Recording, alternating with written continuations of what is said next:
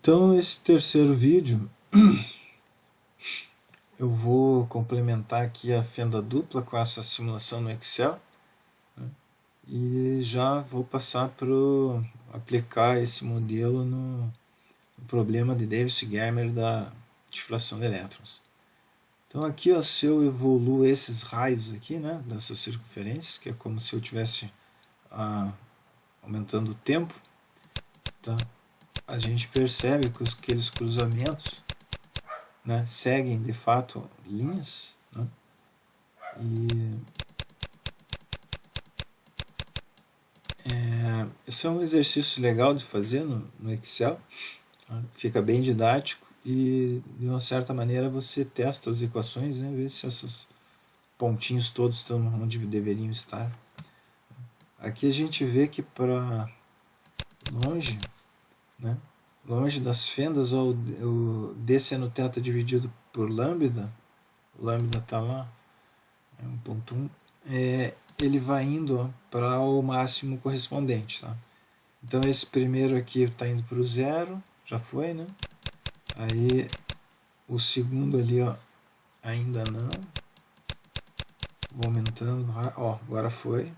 E o de baixo foi para o -1, tá? Então é essa central que eu estou seguindo aqui, e essa primeira e a outra, né? A quarta linha lá que seria, tá bom? Agora, o problema de Davis-Germer. Aqui eu estou sendo bem fiel, né, os dados que eles deram no artigo, para o feixe de elétrons incidindo nos cristais de níquel, né? É níquel, se não me engano. Então esse é o comprimento de onda, essa aqui é a distância entre os planos atômicos, né? Então aqui, ó, eu estou representando aqui duas linhas pontilhadas seriam os planos atômicos. Então tem essas duas bolinhas pretas aqui, ó, elas estão representando os dois centros de espalhamento, né? E aqui eu tenho 2 elétrons e depois mais 2 elétrons, ou seja, estou representando minhas frentes de partículas separadas por aquele comprimento de onda dado ali em cima. E aqui é um zoom do que está acontecendo nesse primeiro aqui, ó, na origem. Então o ângulo de incidência lá do experimento para um dos resultados deles, né, é 25 graus. Tá? E esse problema ele é, na verdade, uma reflexão especular, porque o ângulo, o máximo vai ser detectado em 25 graus também. Tá? A gente tem a medida desse ângulo aqui. Tá? Então, vou avançar o tempo. Vejam que o primeiro elétron já foi espalhado, né, e ele pode ser encontrado, então, em cima dessa semicircunferência. Tá? Ou se há um feixe muito intenso, isso aqui vai estar povoado de elétrons. Né? E aí ele evolui, o segundo, ó, é espalhado lá embaixo, e ele constitui um máximo que é voltado para baixo aqui, ó, tá? Mas, como no artigo eles falam que os elétrons não têm muita energia para passar da segunda camada, tá? Esses máximos aqui eles não são percebidos. Então a gente não vai considerar, só vamos considerar o máximo que aparecer para cima aqui. A vermelha ali agora, ó, começou a construir um máximo, e aqui com a primeira primeira que passou embaixo, né? E agora esses pontinhos pretos aqui, ó, que eu vou avaliando o tempo, vão me dar estou seguindo, né? É o caminho que esses máximos estão construindo, tá? Então vejam que o ângulo aqui, ó, tá? Logo no início aqui, perto do centro de espalhamento, ele ainda não é aquele 25 lá, tá? Então eu vou ter que avançar bastante aqui, tá? Para, ó, já está em 25.4, ele converge para 25, tá? 25.2, 25.1, ó, 25. E aí aqui pode deixar o dedo aqui clicando que vai ficar em 25. Certo? Então, o que tem de interessante, de importante para nesse exemplo, né? Bom, aqui, pessoal, é onde foi aceito o comprimento de onda de De Broglie, né? E que a gente está vendo aqui como sendo exatamente igual à distância entre as frentes de partículas, né? Uma distância entre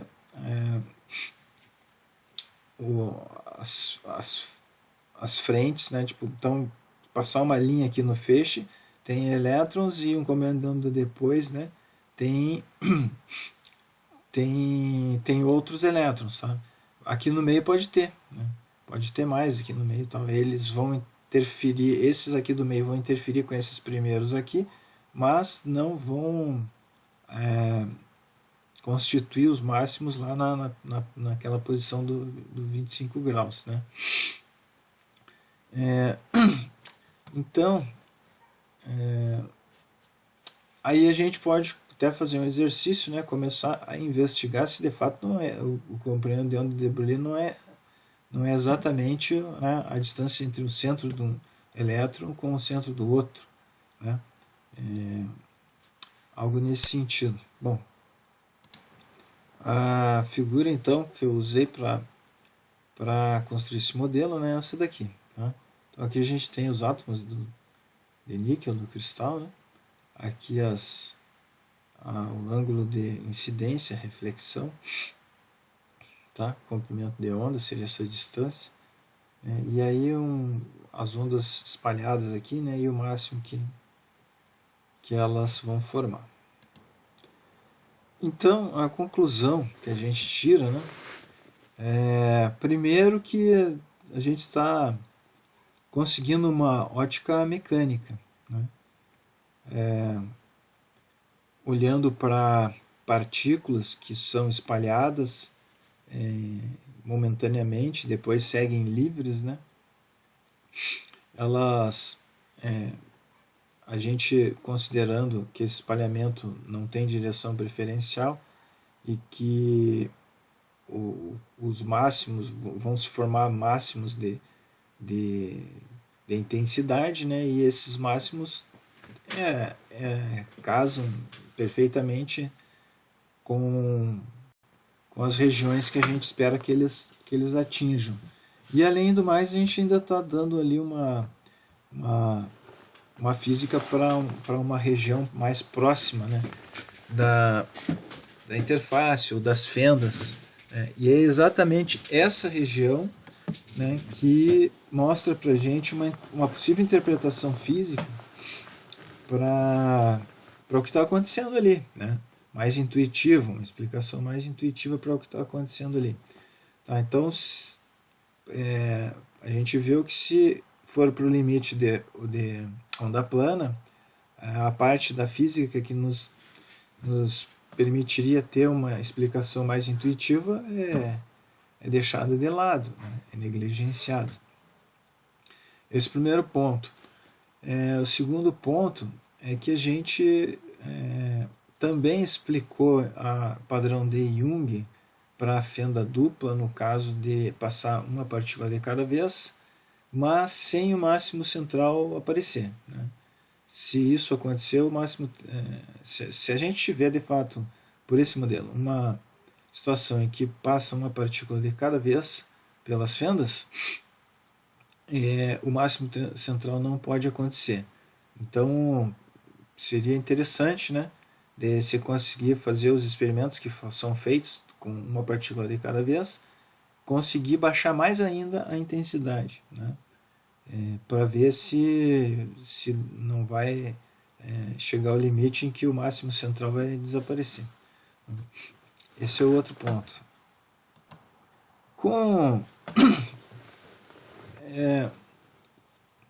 Então,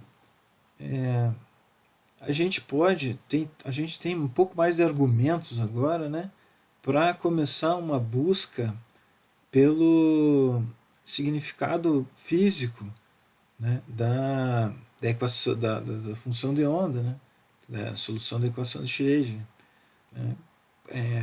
A gente pode tentar explicar mecanicamente, né, com a mecânica que a gente está vendo aqui, por exemplo, poços de potencial, poço infinito, poço finito, né, o tunelamento, né, potencial barreira. Quer dizer, a gente tem evidências para não abandonar a mecânica clássica na descrição desses fenômenos, né? A, mas só isso, né? Isso aqui não inviabiliza nada de resultado da mecânica quântica, tá? É só uma tentativa de jogar luz, né, naquilo que tá ficando para trás, né? A gente está aceitando muito facilmente algumas explicações que na verdade não são bem explicações, né? Então eu acho que eu concluo aqui, né, ah, mais satisfeito com uma explicação para a fenda dupla e tal, e com certeza cheio de dúvidas, né, em relação ao que a gente pode pôr no lugar, né, dessas coisas mal explicadas e tal. Eu acredito que abre um número razoável de possibilidades para a gente aplicar esse modelo. Tá bom? Isso aí.